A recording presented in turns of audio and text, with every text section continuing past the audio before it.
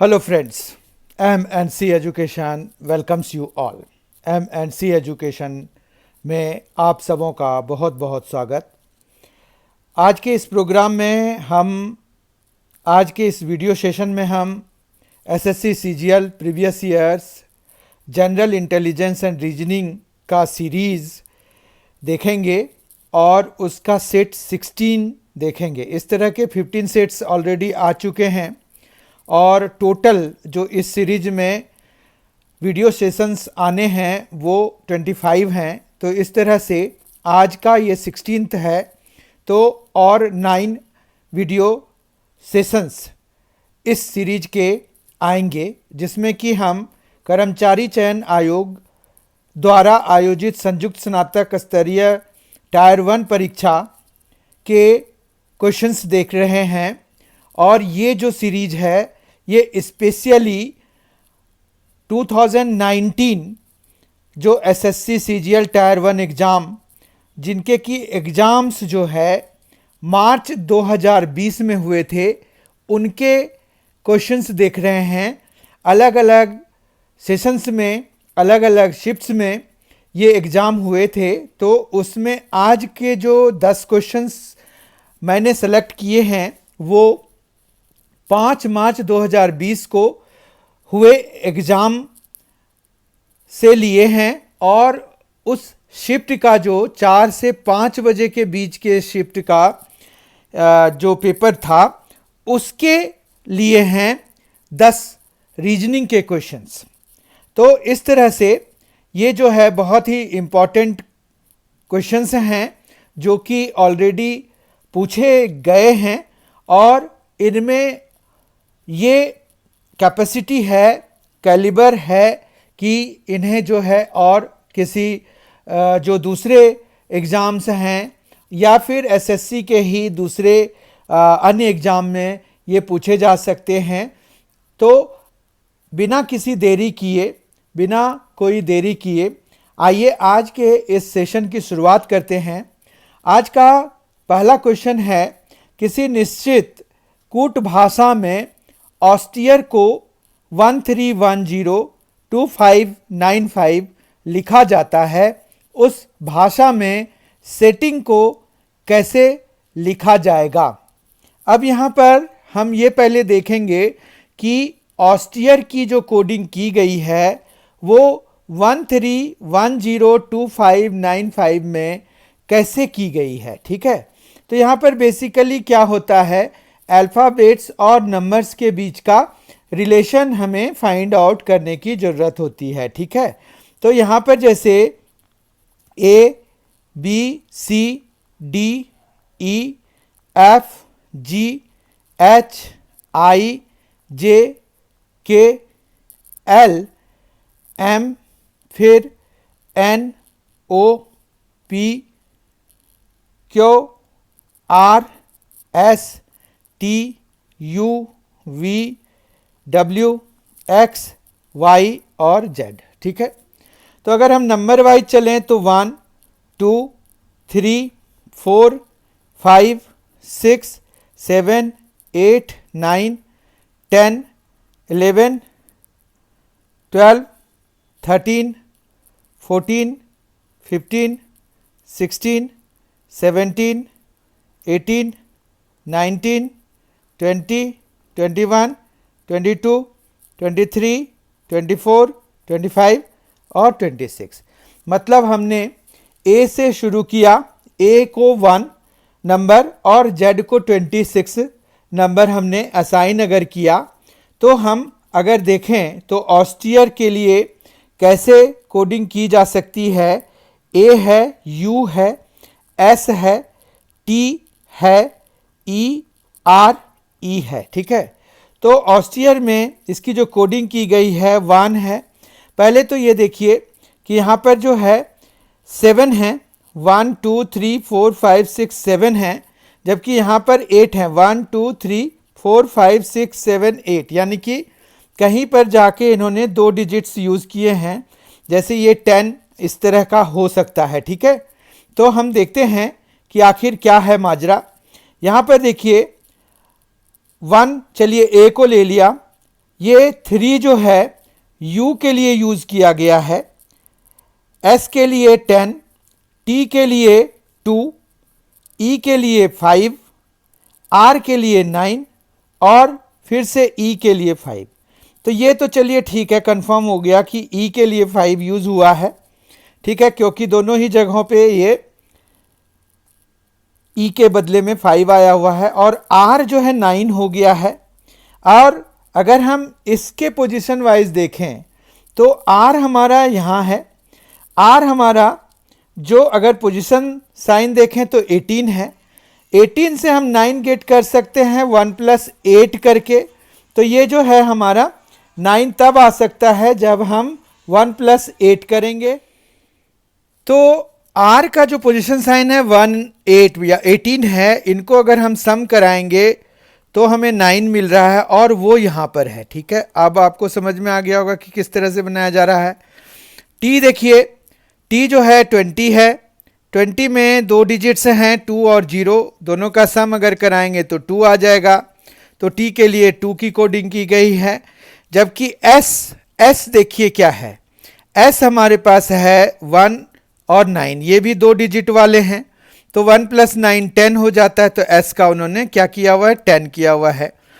और U पे आइए, U है 2 1, 2 + 1 3 हो गया, तो U की कोडिंग 3 हो गई है। अब समझ में आ गया होगा क्या हुआ है कि जो सिंगल डिजिट तक है वो तो जैसे है वैसे ही आपको लिखना है, लेकिन जैसे ही डबल डिजिट आ जाता है तो आपको उनके डिजिट्स का सम उस लेटर के लिए कोड के तरह इस्तेमाल हो रहा है, ठीक है। इतना समझ में आ गया आपको। तो अब अगर हम देखें तो यहां पर हमें सेटिंग की कोडिंग करनी है। सेटिंग की कोडिंग के लिए हम पहले सेटिंग लिख लेते हैं, SETTING, ठीक है। अब S देखिए कहां है, तो S हमारे पास है 19, मतलब 1 + 9 10 करना पड़ेगा, तो S के लिए हमने 10 ले लिया। E जो है 5 पे है, तो हम यहां पर 5 ले लेंगे। T की कोडिंग के लिए 2 + 0, ये 20 है ना T, तो 2 + 0 तो 2 ही लेंगे, फिर से ये 2 ही लेंगे। अब यहाँ I देखिए, I जो है 9 है, तो हमें यहाँ 9 लेना है। N हमारा है, N की कोडिंग है 14, तो 14 में 2 डिजिट है 1 और 4, इनका सम है 5, तो N की कोडिंग हम 5 से करेंगे। जबकि G के लिए हम 7 यूज करेंगे। आप देखिए G के लिए 7 है, तो इसकी कोडिंग होनी चाहिए 10522957। तो अगर हम देखें तो ये जो है ऑप्शन वाइज बी ऑप्शन इसका करेक्ट है, 105 फिर 22957, ठीक है। तो कैसे कोडिंग की गई है वो समझने की जरूरत है। अगर वो एक बारी आप समझ लेंगे तो फिर इसको डिकोड करने में या फिर जो दूसरा शब्द है उसकी कोडिंग करने में आपको कहीं भी दिक्कत परेशानी नहीं आएगी। क्वेश्चन नंबर 2 देखते हैं आज के सेशन का। दिए गए पैटर्न का ध्यानपूर्वक अध्ययन करें और उस संख्या का चयन करें जो प्रश्न चिन्ह की जगह आ सकती है। ये एक टेबल दिया हुआ है, इसमें है 42, 18 और 252। अब हमें यह देखना है कि ये 42, 18 और 252 किस तरह से रिलेटेड है। तो अगर हम 42 इंटू 18 कराते हैं तो हमें क्या मिलता है, तो यहाँ पर मिलेगा 18 2 = 36, 3 आ गया, और 18 4 = 72 और +3 तो 75। ये 756 आ गया, जबकि यहाँ पर क्या है 252 है। तो अगर हम इसको 756 जो आया है, 756 जो आया है उसको जब हम 3 से डिवाइड कराते हैं तो हमें एग्जैक्टली 252 मिल जाता है, ठीक है। तो देखते हैं क्या ये दूसरे वाले के लिए भी सही है। तो यहाँ पर 37 इंटू 24 कराएंगे तो ये आ जाएगा 4 7 = 28, 2 कैरी हो गया, 12 + 2 14, 14 + 14 तो ये आ गया 14 + 14 हो गया ना, तो 28 हो गया, 2 कैरी हो गया, 2 3 = 6 + 2 तो 8, ये 888 हो गया, ठीक है। अब 888 को अगर हम 3 से डिवाइड कराएंगे तो हमें क्या मिल रहा है वो हमें देखना है। तो वो है 2, तो यहाँ पर 28 हो गया, 3 9 27 और 3 6 296 आ गया, जो कि हमारा है 296 ही है। ये देखिए आप, यहाँ पर भी 296 आया है, यहाँ पर भी 296 आया है। इस तरह से हमने एक चीज़ तो कैच कर ली कि किस तरह से हमारा जो ये नंबर है, थर्ड नंबर किस तरह से आया है। अब अगर क्वेश्चन मार्क की जगह हम x ले लें तो हमें x इंटू 36 जो है, जो भी आएगा ये आएगा हमारा 36x, ठीक है। इसको जब हम 3 से डिवाइड कराएंगे तो वो इसके बराबर होना चाहिए, राइट। तो इसको 3 से जब डिवाइड कराते हैं 36x डिवाइडेड बाय 3, तो ये हो जाएगा 12x। अब 12x जो है, x की वैल्यू निकालने के लिए हमें क्या करना पड़ेगा, जैसे 12x है तो ये तो 540 के बराबर हो गया है ना। तो x इज इक्वल टू क्या हो जाएगा 540 बाय 12, तो ये आ जाएगा हमारे पास 540 बाय 12 अगर हम करा रहे हैं तो 12 4 जा 48 हो गया, तो 6, तो यहाँ पर 545। तो यानी कि x, ये क्वेश्चन मार्क की जगह पे जहाँ पर कि हमने x सपोज कर लिया था वहाँ पर क्या आएगा 45 आएगा, ठीक है। तो 45 इज द करेक्ट आंसर, यानी कि डी पार्ट इसका, डी ऑप्शन इसका करेक्ट है, ठीक है। आगे बढ़ते हैं क्वेश्चन नंबर 3।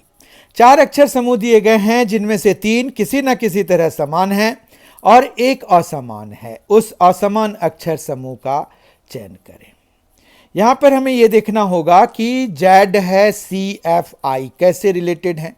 तो A B C D E F G H I J K L M N O P Q R S T U V W X Y और जेड, ठीक है।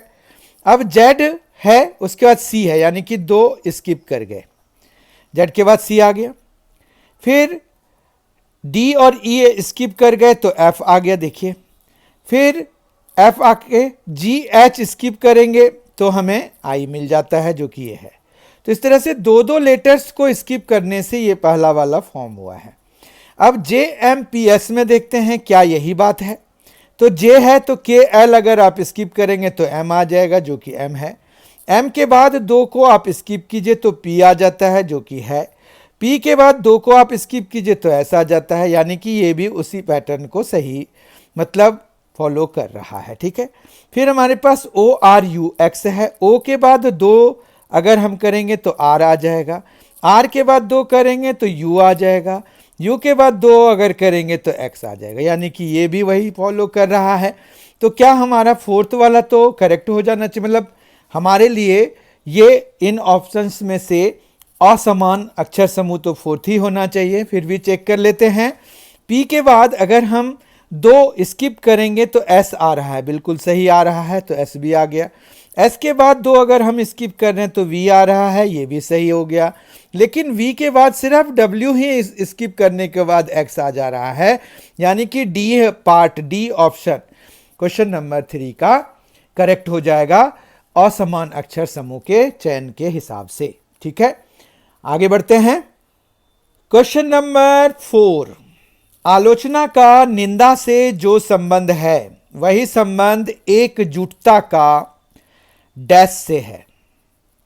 नृशंस, दोषी, समृद्धि, एकता। आलोचना और निंदा समानार्थक हैं। आलोचना और निंदा दोनों सेम चीज है। एकजुटता का नृशंस, दोषी और समृद्धि से कोई लेना देना नहीं है। इसका किससे लेना देना है?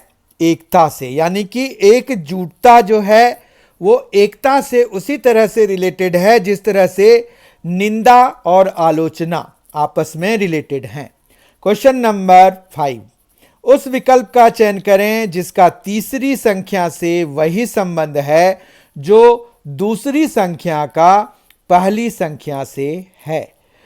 13 है, 109 और 24 है, तो कौन सा रिलेटेड होगा? अब अगर हम देखें तो 13 और 109 में क्या रिलेशन है, 13 को कितना से मल्टीप्लाई कराएंगे, किस नंबर से मल्टीप्लाई कराएंगे जो कि हम 109 के पास पहुंच जाएंगे। तो 13 को हम अगर 8 से मल्टीप्लाई कराते हैं तो हमें मिलता है 104। फिर 104 में अगर हम +5 कराते हैं तो हमें 109 मिलता है।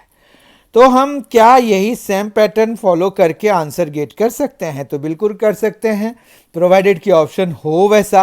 यहाँ पर है 32 हो जाएगा, 3 कैरी हो गया, 16 हो गया, +3 19 हो गया। तो 24 इंटू 8 192 हो गया। 192 में +5 कराएंगे तो वो 197 हो जाता है। इस तरह से ए ऑप्शन इस वाले क्वेश्चन के लिए करेक्ट हो जाएगा। ठीक है, तो यहां पर किस तरह से बना हुआ है, 8 से मल्टीप्लाई करा करके 5 ऐड कराने से। तो यहां पर भी 8 से मल्टीप्लाई करके 5 ऐड करा दिया तो हमें अगला नंबर मिल गया। हमारा जो सही विकल्प है ए 197 मिल गया। क्वेश्चन नंबर 6 पर आ रहे हैं। 4 शब्द दिए गए हैं जिनमें से 3 किसी न किसी तरह समान हैं और एक असमान है। उस असमान शब्द का चयन करना है हमें। 4 शब्द दिए गए हैं, यकृत, अग्नाशय, गुर्दा, रेनिन। अगर इनमें से हमें चूज करना है जो कि सबसे भिन्न है, सबसे अलग है, असमान है, तो वो क्या होगा? यकृत, अग्नाशय, गुर्दा और रेनिन में से यकृत, अग्नाशय और गुर्दा जो है ये आपस में रिलेटेड हैं क्योंकि ये शरीर के अंग हैं, ये अंतः अंग हैं, ये शरीर के अंदर में होते हैं। यकृत लीवर हो गया और गुर्दा जो है वो किडनी हो गया, अग्नाशय जो है वो हो गया पैंक्रियाज, और रेनिन जो है ये एक हार्मोन है। रेनिन एक्चुअली यकृत से सीक्रेट होता है और भी जगहों से ये सीक्रेट होता है, बेसिकली गुर्दा से, और ये जो है ब्लड प्रेशर को नियंत्रित करने में यूज होता है। तो ये क्या है? ये एक एंजाइम है। तो ये बाकियों से अलग है, इसलिए हमारा ऑप्शन जो है डी होगा और हमें ऑप्शन डी के साथ जाना चाहिए। क्वेश्चन नंबर 7, निम्नलिखित श्रृंखला में प्रश्न चिन्ह की जगह आने वाली संख्या का चयन करें। 45 है, 47 है, 53, 65, 85 एंड व्हाट।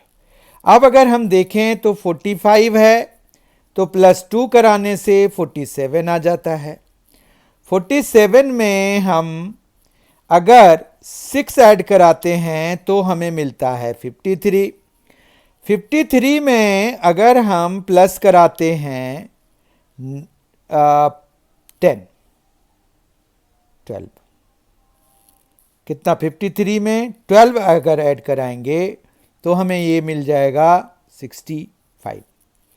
65 में अगर हम 20 ऐड कराएंगे तो हमें मिलेगा 85। अब 85 में क्या ऐड कराएं, वही वाला हमारा आंसर हो जाएगा। लेकिन अब यहाँ पर हमें एक चीज़ देखनी होगी कि क्या कुछ पैटर्न बन रहा है। तो यहाँ पर अगर देखिए तो 2 है, 6 है, 12 है, 20 है। तो 2 + 4 करने के बाद 6 आ रहा है, 6 + 6 करने के बाद 12 आ रहा है, 12 + 8 करने के बाद 20 आ रहा है। तो 20 + 10 करना पड़ेगा। क्यों? क्योंकि एक में हमने क्या किया? 4 ऐड किया, फिर 6 किया, यानी कि 2 बढ़ा दिया, फिर 6 में से फिर 2 बढ़ा करके हमने इसको ऐड किया है। देखिए 12 + 8 तब जाके 20 हुआ, 20 + 10 तब जाके ये 30 होगा, यानी कि हमें यहाँ पर 30 ऐड करना चाहिए। और जब हम 30 ऐड कराएंगे तो हमें यहाँ पर 115 आएगा और हमारा बी ऑप्शन इसके लिए करेक्ट हो जाएगा। हम बी ऑप्शन के साथ जाएंगे इसके लिए। और ये कैसे फॉर्म हुए ये पता चल गया। तो यहाँ पर हमें यही देखना होता है कि हमारा जो नेक्स्ट नंबर आ रहा है, अपीयर हो रहा है, तो वो किस बेसिस पर बनाया गया है, किस बेसिस पर आ रहा है, क्या ऐड करना है, क्या सब्ट्रैक्ट करना है, क्या मल्टीप्लाई कराना है। मतलब हमें एक डेफिनेट पैटर्न फाइंड आउट करने की कोशिश करनी है। और जब वो हम कर लेते हैं तो ये क्वेश्चंस बहुत आसानी से सॉल्व हो जाते हैं। क्वेश्चन नंबर 8 देखते हैं। आज का क्वेश्चन नंबर 8 है, उस विकल्प का चयन करें जिसमें संख्याओं का आपस में वही संबंध है जो नीचे दिए गए समुच्चय की संख्याओं के बीच हैं। नंबर्स हैं समुच्चय की संख्याओं में 8, 7, 308। ऑप्शंस है 11, 12, 450, 10, 8, 576, 9, 6, 297, 12, 8, 555। ठीक है। अब अगर हम यहाँ देखें तो 8 इंटू 7 तो ये हो जाता है 56 हो गया। और 56 जो है 308 से कैसे रिलेटेड है, तो 56 को 2 से डिवाइड कराइए तो ये आ जाएगा 28। 28 को आप 11 से मल्टीप्लाई कराइए तो ये आ जाएगा 28, 28, 803, 308, यानी कि ये इस तरह से रिलेटेड है। अब 11 इंटू 12 अगर कराएंगे तो वो हो जाता है 11 इंटू 12 अगर कराएंगे तो 132 हो जाएगा। 132 का आधा अगर कराएंगे तो वो हो जाएगा 66। 66 को अगर 11 से मल्टीप्लाई कराएंगे तो ये आ जाएगा 627, 726, यानी कि ये वाला गलत ऑप्शन हो जाएगा। इसी तरह से 10 इंटू 8 तो 80 हो गया, तो 80 का 2 से डिवाइड कराएंगे तो 40 हो जाएगा। 40 इंटू 11 इसके बराबर नहीं होगा। 9 इंटू 6 54 हो गया। 54 को अगर हम 2 से डिवाइड करा रहे हैं तो 27 हो रहा है। 27 को अगर हम 11 से मल्टीप्लाई कराएंगे तो 27 इंटू 27, यानी कि ये 792, 297 आ रहा है। बिल्कुल सही हो गया, यानी कि सी इसका करेक्ट ऑप्शन है।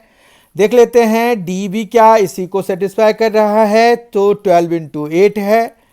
तो 12 इंटू 8 करने की बजाय हम इसको ही 2 से डिवाइड करा देते हैं तो 6 आ गया। 6 इंटू 8 तो 48 हो गया। 48 इंटू 11 हम जब कराते हैं तो हमें मिलता है 528, ना कि 555, यानी कि सी ऑप्शन के साथ हम जाएंगे, जो कि जो नंबर्स हमें इस समुच्चय की संख्याओं में दिया हुआ है उन्हीं के सादृश्य है, उन्हीं के जो ये है संबंध है, वही सेम संबंध इनके बीच में भी है।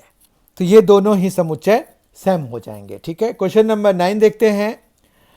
संख्याओं के 4 युग्म दिए गए हैं जिनमें से 3 किसी न किसी तरह से समान हैं और एक असमान है। उस असमान संख्या युग्म का चयन करें।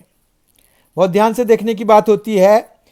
इसमें कोई भी रूल काम करता है, डिविजिबिलिटी वाला, प्राइम वाला, कुछ भी इस तरह का। तो यहाँ पर जो अगर हम देखें 1 है, 2 है, 1 है, 5 है, तो 5 प्लस 1 6, 6 प्लस 2 8, 8 प्लस 1 9 हो रहा है। यहाँ 12 दिया हुआ है, बात नहीं बनी। 9 प्लस 2 11 प्लस 4 15, ये बिल्कुल सही है अगर हम डिजिट्स को सम करके चेक कर रहे हैं तो।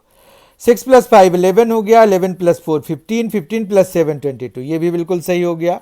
1 प्लस 0 तो 1 प्लस 1 तो 2, 2 प्लस 8 तो 10, ये भी सही हो गया। यानी कि ए ऑप्शन इसका इन सभी से भिन्न है, असमान संख्या युग्म है, क्योंकि इनके डिजिट्स का सम जो बन रहा है वो बन रहा है 9, जबकि यहां पर क्या दिया हुआ है 12 दिया हुआ है। और बाकी सभी के जो नंबर्स हैं वो सारे उनके डिजिट्स के सम के बराबर हैं। क्वेश्चन नंबर 10 और आज के सेशन का आखिरी क्वेश्चन हम देख रहे हैं। निम्नलिखित श्रृंखला में प्रश्न चिन्ह की जगह आने वाले अक्षर का चयन करें। ए है TEUIVOW, क्वेश्चन मार्क और एक्स है। अगर हम देखें ABCDEFGHIJKLM NOPQRSTUVWXY और Z। ठीक है। अब ए है तो देखिए ए और टी में बहुत दूरी है। ए और ई ऐसे हम रिलेट कर लेते हैं, AEIO क्वेश्चन मार्क, क्योंकि यहां पर अगर देखिए तो TU, तो देखिए T फिर क्या आ गया, U आ गया, फिर क्या आ गया, V आ गया, फिर क्या आ गया, W आ गया, फिर क्या आ गया, X आ गया। तो ये जो अल्टरनेट वाले हैं T, U, V, W, X, ये कॉन्जिक्यूटिव लेटर्स हैं जो जिस तरह से वो इंग्लिश अल्फ़ाबेट में अपीयर हो रहे हैं। यहाँ पर A है, फिर E है, तो यानी कि BCD, यानी कि 3 चीज़ें हमें छोड़नी पड़ रही है, लेफ्ट करनी पड़ रही है, तब जाके हम E पर पहुंच रहे हैं। फिर E के बाद देखिए I तक पहुंचने के लिए भी हमें 3 चीज़ों को, 3 लेटर्स को छोड़ना पड़ रहा है, तो जाके हम I पे पहुंच रहे हैं। ठीक है बात। फिर I से O पे जब हमें पहुंचना है तो 1 2 3 4 5, यानी कि हमने 5 छोड़ने होंगे, तब जाके हम O पे पहुंचेंगे। ठीक है, ये देखिए 5 लेटर्स हम छोड़ रहे हैं, तब जाके हम O पे पहुंच रहे हैं। तो यहाँ पर 3 है, 3 है, तो यानी कि 5 है, तो अगला वाला भी 5 लेटर्स ही छोड़ना चाहिए हमें। तो 1 2 3 4 5, यानी कि हम यहाँ तक तो छोड़ ही देंगे। तो हमें क्या मिलेगा, U मिलेगा। मतलब क्वेश्चन मार्क की जगह पे U आना चाहिए। ऑप्शन है RUZM, यानी कि बी ऑप्शन हमारा करेक्ट हो जाएगा, जिस पर कि U दिया हुआ है। ठीक है, इस तरह से हम आज 10 क्वेश्चंस हमने किया। ये 10 क्वेश्चंस हमने मार्च 2020 में जो SSC CGL टायर 1 के एग्जाम हुए थे, उसके एक शिफ्ट के 10 क्वेश्चंस लिए। ऐसे तो 25 क्वेश्चंस होते हैं और उनमें वर्बल नॉन वर्बल दोनों होते हैं। हमने आज वर्बल लिया है, यानी कि शाब्दिक वाले क्वेश्चंस लिए हैं। ये सारे क्वेश्चंस बहुत ही इंपॉर्टेंट हैं आपकी तैयारी के लिए। ये किसी भी एग्जाम में कभी भी पूछे जा सकते हैं। बीएड एंट्रेंस में पूछे जा सकते हैं, बीएड एंट्रेंस में भी रीजनिंग के क्वेश्चंस पूछे जाते हैं, और रेलवेज, बैंकिंग और भी विभिन्न एग्जाम्स में रीजनिंग के क्वेश्चंस तो पूछे जाते हैं ही। और ये क्वेश्चंस थोड़ी सी तैयारी करने के बाद आपको आइडिया दे देते हैं कि कैसे हमें रीजनिंग के क्वेश्चंस अटेम्प्ट करने चाहिए, किस तरह से हमें उसकी तैयारी करनी चाहिए। तो जब हम ये रीजनिंग के जो चैप्टर वाइज जब हम सीरीज शुरू करेंगे, वो after the completion of this series, तो आपको सारी चीज़ें पता चलने लग जाएंगी। अभी फ़िलहाल तो ये है कि हमने आज जो है ये 16th सेट किया है, और 9 सेट्स और आएंगे, क्योंकि हमें जो इस सीरीज में 25 सेट्स करने हैं इन टोटल। तो ये आज 16th हमने कर लिया, तो और 9 सेट्स आएंगे। बहुत ही जल्द मैं अगले सेट के साथ आपके सामने में फिर से प्रस्तुत होऊंगा। तब तक बहुत अच्छी तैयारी कीजिए, बहुत अच्छे से पढ़िए, बहुत मन लगा कर पढ़िए। कंपटीशंस जो है डे बाय डे टफ होते जा रहे हैं, तो आपको ऐसे अंदाज़ा नहीं लगेगा कि तैयारी कहाँ तक हो रही है। कोशिश आप ये कीजिए कि जो भी आपको दिया गया है, जो भी क्वेश्चन पेपर आप करते हैं, उसकी पूरी जानकारी हो और आप गलतियां ना करें। एक भी गलती करने के बाद काफ़ी असमंजस सी स्थिति हो जाती है कि क्या रैंक बनेगा, कैसे काम चलेगा। तो इसलिए तैयारी इतनी करिए कि गलतियां हो ना, अगर हों तो बहुत कम हो। इसी बात के साथ और इसी उम्मीद के साथ कि आप सबों ने इस MNC एजुकेशन को सब्सक्राइब कर लिया होगा, और आपने देखा होगा कि यहाँ की क्वालिटी जो MNC एजुकेशन के द्वारा दी जा रही है, वो क्वालिटी अगर आपके जो एक्सपेक्टेशन से मैच खा रही है, तो आप इन वीडियोस को ज़रूर लाइक करें। आप प्लेलिस्ट पर जाएं, प्लेलिस्ट में हमारे अलग अलग प्लेलिस्ट बने हुए हैं, जनरल नॉलेज के लिए, क्वांटिटेटिव एप्टीट्यूड के लिए और रीजनिंग के लिए। साथ ही झारखंड स्पेसिफिक भी प्लेलिस्ट बने हुए हैं। और इसके साथ चूंकि MNC एजुकेशन सिर्फ कम्पिटिटिव एग्जामिनेशन की तैयारी नहीं, ये जो 11th 12th के बच्चे हैं उनके लिए भी मैथ्स के क्वेश्चंस और मैथ्स के टॉपिक्स डिस्कस करती है, तो उसके लिए भी क्लास 11 और क्लास 12 के प्लेलिस्ट बने हुए हैं। बहुत ही जल्द 9th और 10th के मैथ्स के लिए भी प्लेलिस्ट लॉन्च किए जाएंगे MNC एजुकेशन के द्वारा। तो इस तरह से बहुत सारे डाइवर्सिफाइड प्लेलिस्ट हैं। आप अपने मतलब के प्लेलिस्ट यहाँ पर फाइंड करिए और उनको देखिए, लेकिन इन सभी के लिए बहुत ज़रूरी है कि आप सब्सक्राइब कर लीजिए MNC एजुकेशन को। फिर मिलते हैं बहुत ही जल्द अगले सेट यानी कि 17th सेट के साथ। तब तक के लिए thank you so much for being with us. Thanks a lot. Enjoy yourself.